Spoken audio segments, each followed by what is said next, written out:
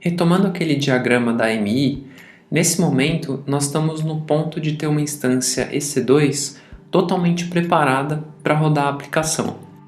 Agora, o próximo passo, que é bem simples, vai ser gerar uma AMI a partir dessa instância. Vamos lá para a AWS para a gente fazer isso. Bom, aqui no painel da AWS, a gente está na área do EC2 e aqui está a instância na qual a gente vem trabalhando até agora. Para gerar uma AMI a partir dessa instância, a gente seleciona ela aqui nessa caixa de seleção e nesse menu de ações tem uma opção chamada Image e basta a gente clicar nesse link Create Image. Aqui tem algumas opções e o que a gente vai preencher é o nome que a gente vai dar para essa AMI. Eu vou colocar o nome EEP-AMI-V1, que é uma versão inicial, uma primeira versão, na verdade, da AMI dessa aplicação. A descrição é opcional e no resto a gente não precisa mexer. Feito isso, basta clicar nesse botão para fazer a criação da imagem. Com isso, foi gerado um pedido para que a Amazon crie uma AMI com base nessa instância. Esse processo leva alguns minutos até que a Amazon disponibilize a AMI na nossa conta. Então a gente pode fechar aqui e aguardar um tempo.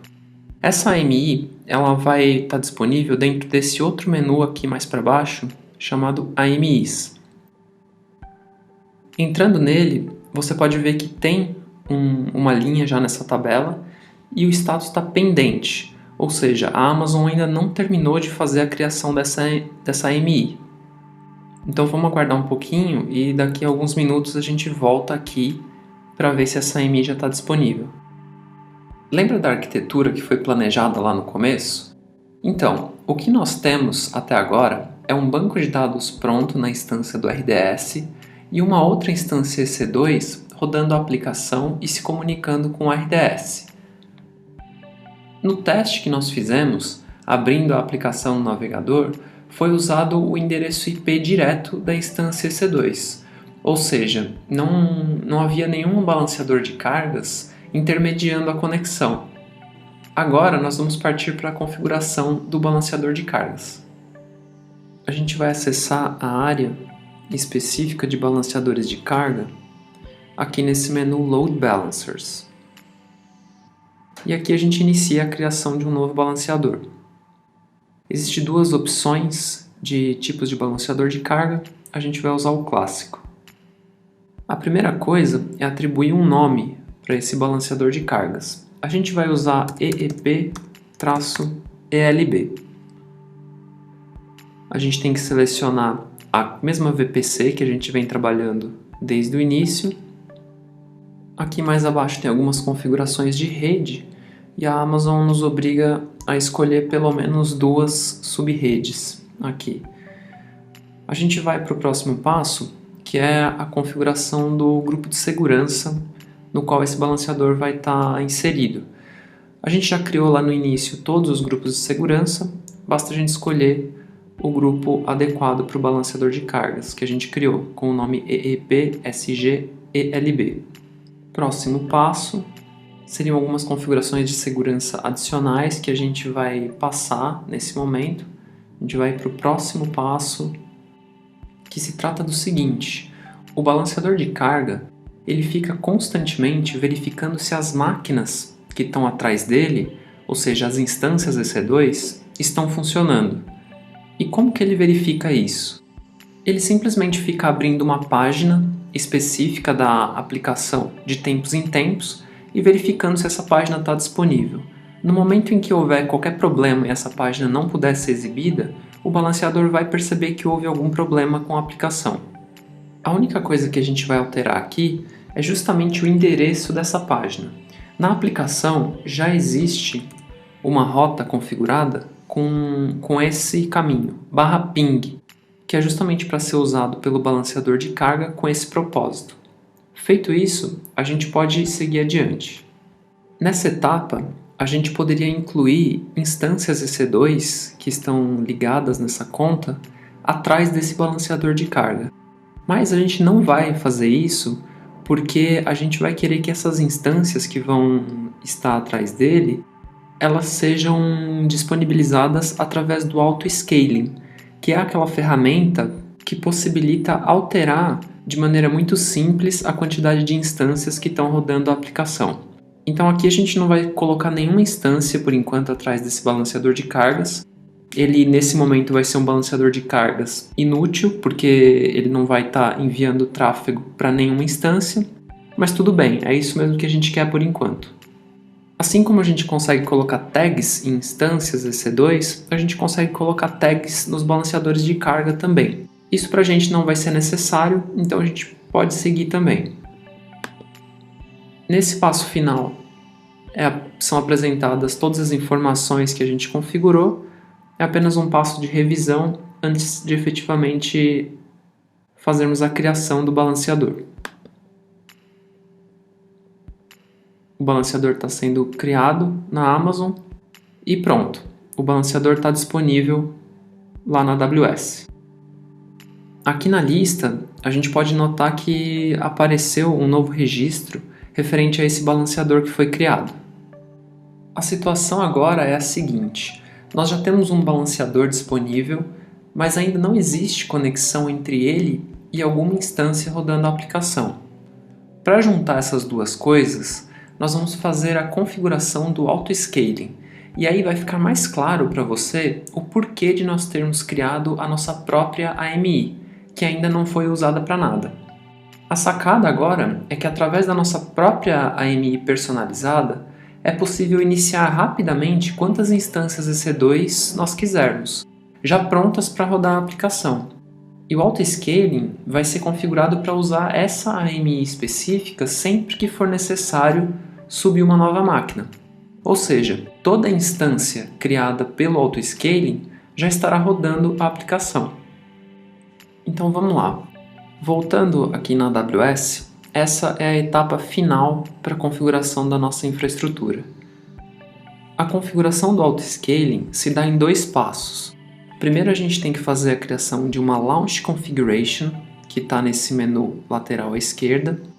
Basicamente, a Launch Configuration vai definir como essas instâncias serão criadas, ou seja, qual é o tipo da instância que vai ser criado, qual é a AMI que ela vai utilizar.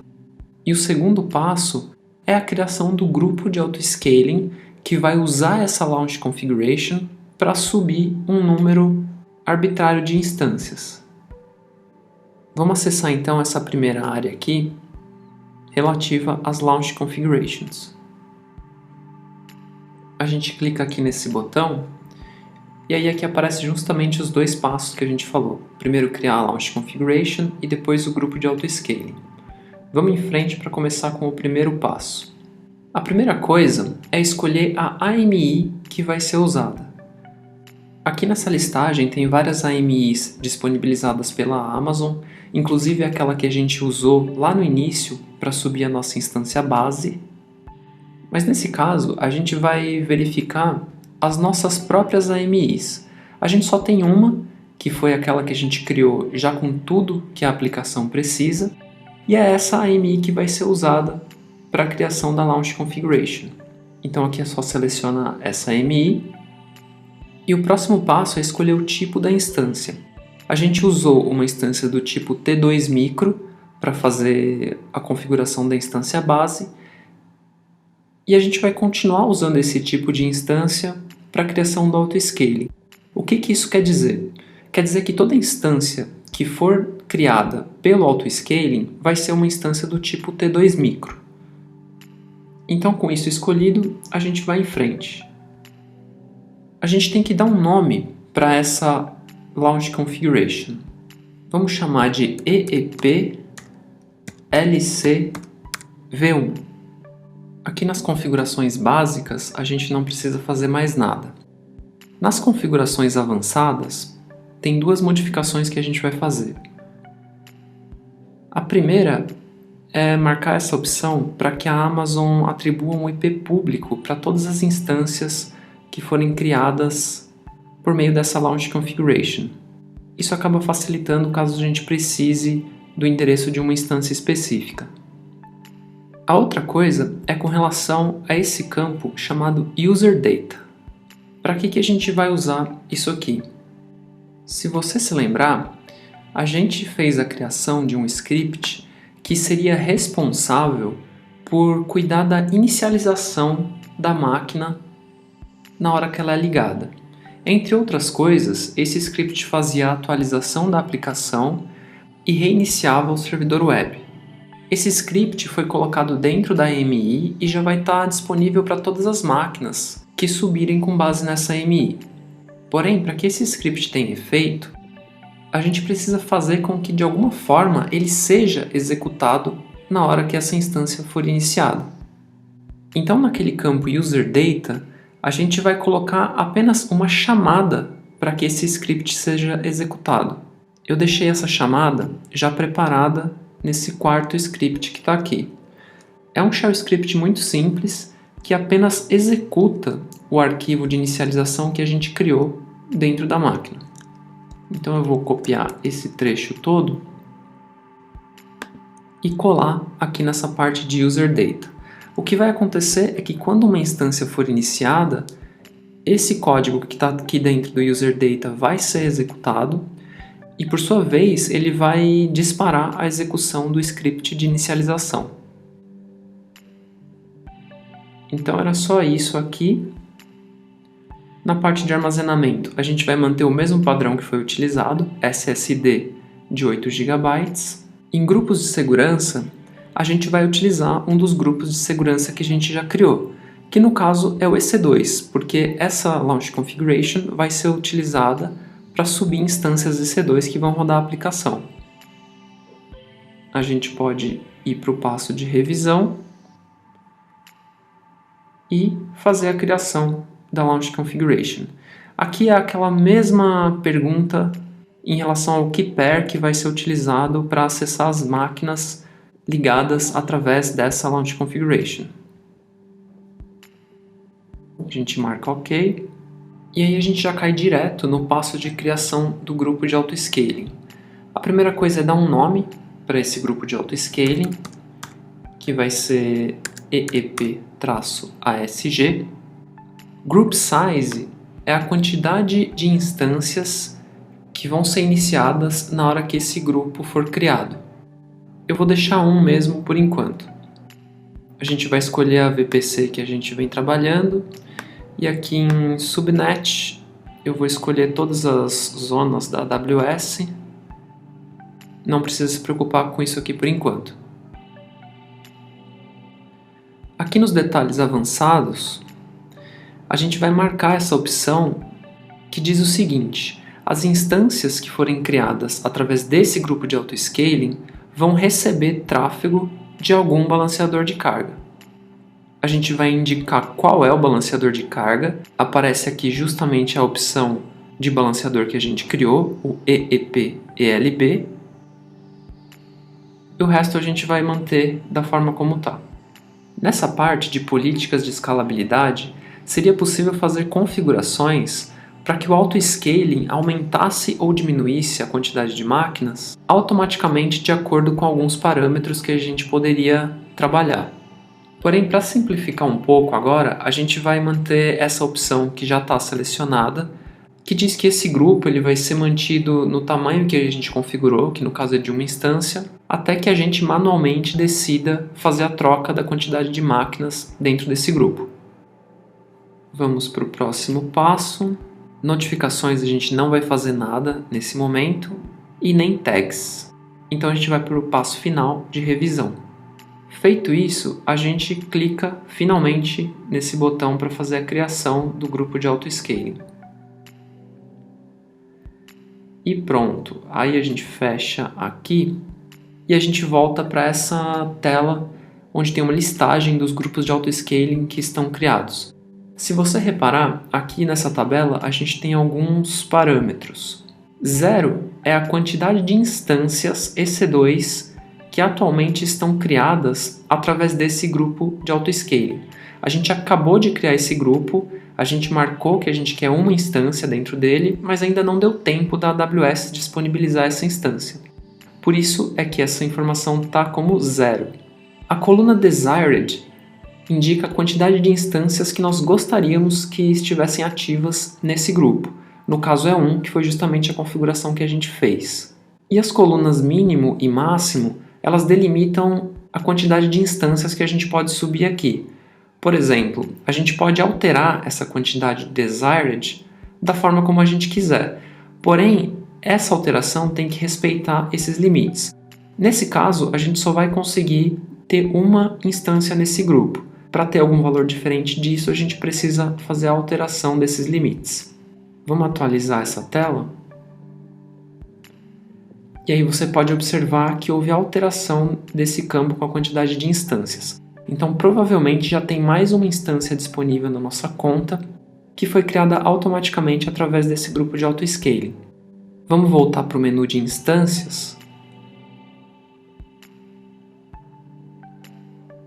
E aqui você pode ver que, além da Base Instance, tem uma nova linha na tabela que é referente a essa instância que está sendo criada automaticamente pelo autoscaling.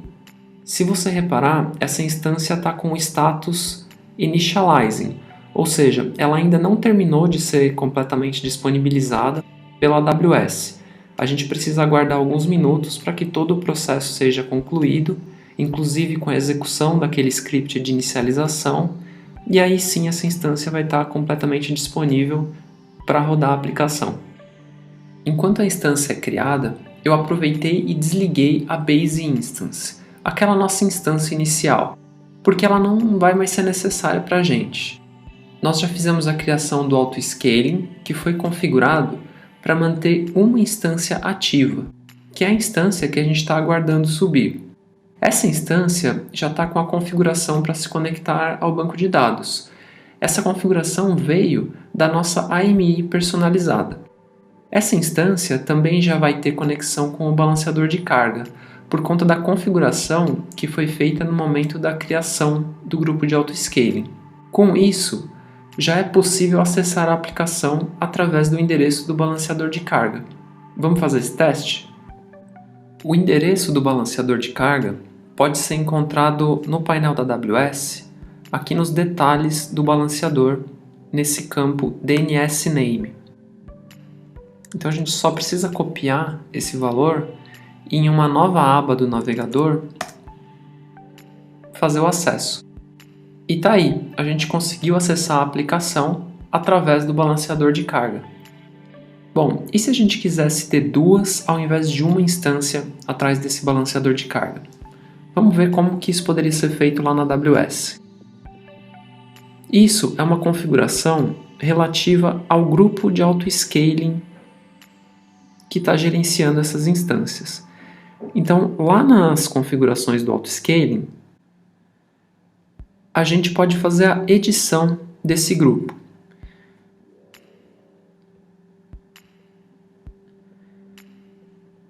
Nesses parâmetros, a gente pode editar a quantidade de instâncias que a gente deseja e os limites mínimo e máximo.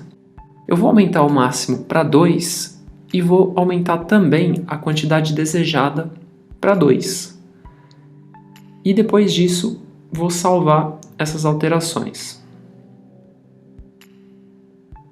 Os parâmetros já foram atualizados aqui nessa tabela. E aí você vai perceber que lá na lista de instâncias, a gente vai ver uma nova instância sendo inicializada.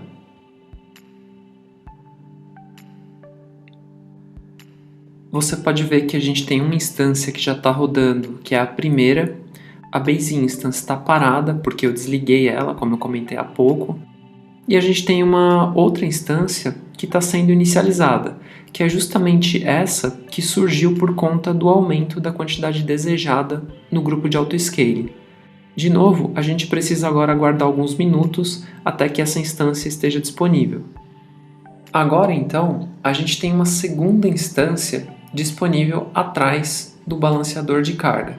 E essas duas instâncias vão começar a dividir todo o tráfego recebido pelo balanceador. E com isso, a infraestrutura que a gente planejou montar lá no início está completa. Eu espero que você tenha ficado mais familiarizado com a criação de uma infraestrutura em nuvem. Eu sei que algumas partes podem ter sido um pouco complexas, mas eu tenho certeza de que as bases que você absorveu aqui vão te ajudar bastante a evoluir como programador. No próximo vídeo, a gente vai deixar de mexer com a AWS e vamos ver uma outra solução para publicar a mesma aplicação de uma forma muito mais rápida, mas um pouco menos flexível.